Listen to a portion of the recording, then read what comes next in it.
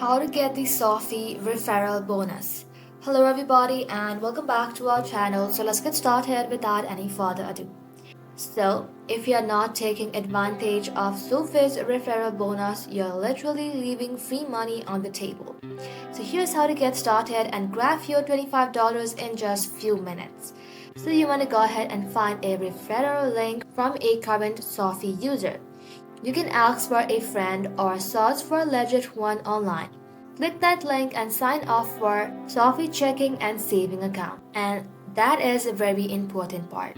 Now once the account is open, deposit at least $10 within 5 days. Does not matter if it's from your main bank or quick transfer. And that's it. SoFi drops $25 in your account and your friends get $75 just for the hookup.